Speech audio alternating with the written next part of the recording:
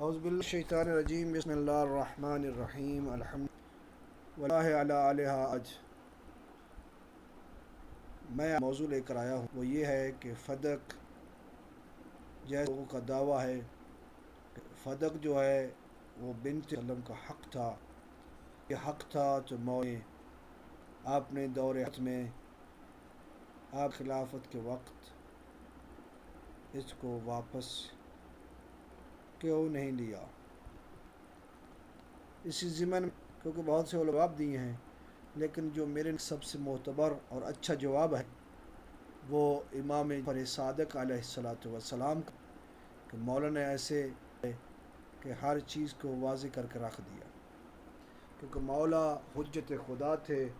وہ لوگوں کے ظاہر اور باطن سے واقف تھے، وہ جانتے تھے کہ یہ کیا کہنا چاہتے ہیں۔ تو امام نے تفصیلاً جواب دیتے ہوئے مولا نے فرمایا کیونکہ امیر المومنین علیہ السلام نے جو فدق واپس نہیں لیا اس میں وجوہات تھی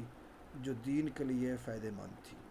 اس میں پہلی وجہ یہ تھی کہ امیر المومنین نے اس مسئلہ میں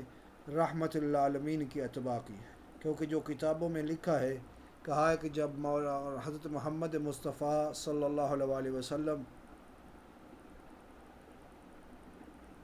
ہجرت کی تو اس کے بعد عقیل نے غاصبانہ طور پر یا بغیر اجازت کے رحمت اس مکان کو بیچ دیا، لیکن میں نے بعض کتابوں میں پڑھا ہے کہ مولا نے جناب عقیل کو ہبہ کیا تھی، لیکن بعض کتابوں میں یہ درج ہے غاصبانہ طور پر انہوں نے قبضہ کیا۔ تو جب مولا حضرت محمد مصطفیٰ صلی اللہ علیہ وسلم فتح مکہ کے بعد داخل ہوئے فاتحانہ شان کے ساتھ، تو بعض اصحاب نے آپ سے کہا کہ آپ اپنے آبائی گھر میں قیام فرمائے گا، تو یہ سن کر حضرت نے فرمایا کیا عقیل کوئی مکان چھوڑا بھی ہے؟ یہ ایک روایت سنت کی کتابوں میں ملی ہے۔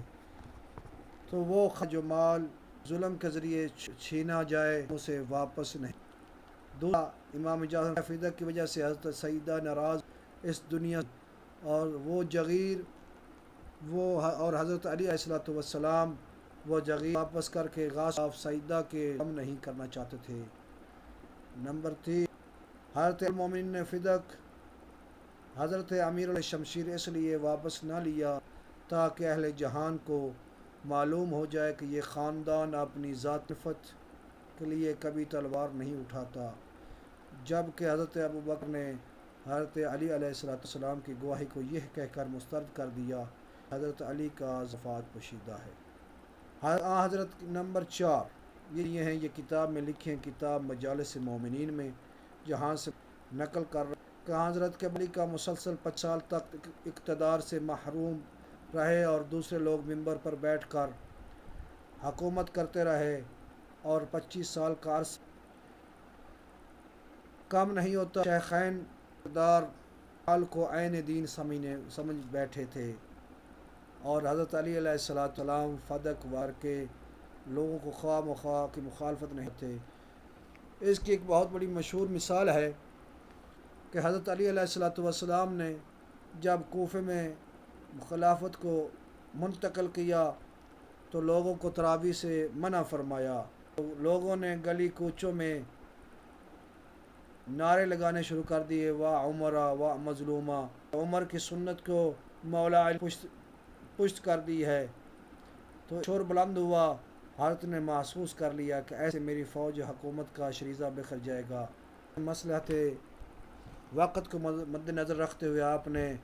ان سے درگزر کیا، یعنی جو لوگ شیخین پر چل رہے کیونکہ ان کے ذہن میں یہ رچ بس چکی تھی، اس لیے مولانا نے ان کو اس سے منع نہیں کیا۔ تو ایک دفعہ ایک اور مثال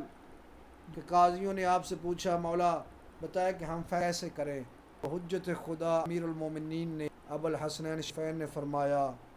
اقض بما تقضی حتی یکون الناس جماعت او اموت کا اصحاب، جیسا فیصلہ کرتے ہو، ترجمہ یہ ہے کہ فیصلہ آپ تک کرتے آئے ہو آپ بھی اس طرح فیصلہ کرو۔ یہاں تک کہ یا تو لوگ پوری طرح سے میری اتباع کر لیں یا میں بھی اسی عالم تقیہ میں رخصت ہو جاؤں، جیسے ذر مقداد جو مولا کے بہترین صحاب تھے، مخلصین تھے، دنیا سے چلے گئے۔ تو امیر المومنین نے فرمایا آنکھیں امام جعفر الصادق علیہ السلام نے اس حدیث کو فخر وارزم موفق بن احمد مکی نے اپنی اسناد عبداللہ بن عباس سے نقل کی ہے کہ کہا ہے کہ قال رسول اللہ صلی اللہ علیہ وسلم ان اللہ زوج جعل صداق الارض فمن مشى مبغضا لها مشى حراما۔ تو رحمت اللہ نے فرمایا کہ اللہ نے اے علی تعالی نے آپ کا عقد آپ کی شادی فاطمہ بنت رسول اللہ سے کی ہے، میری بیٹی فاطمہ سے کی ہے، اور اللہ نے اس کے لیے جو مہر قرار دیا ہے وہ مہر دینار و درہم فقط نہیں ہے، یا کتابوں میں باقی ملتے ہیں۔ مولانا نے فرمایا پوری زمین جو روح العالم ہے، جو کائنات کی پوری زمین ہے، اللہ نے اس کے لیے اسے مہر قرار دیا ہے۔ پھر فرمایا من مشا علیہ اللہ، اور جو چلتا ہے اس زمین پر دار حالانکہ اس میں بی بی کے لیے بغض ہے، فمشرامن وہ حرام چلتا ہے۔ تو امام نے وضاحت کے طور پر دلیلیں یہ دیتے ہوئے کیوں اب آپ ٹکڑا کہتے ہیں، تھوڑا سا ٹکڑا جو ہے اس الگ بات کریں، یہاں تو پوری کی پوری کائنات جو ہے وہ بی بی کا حق ہے، اور جو انسان بی بی کے ساتھ ظلم کرتا ہے یا بی بی کا حق غصب کرتا ہے تو اس کا چلنا ہی اس پر حرام ہے۔ والحمد للہ رب العالمین۔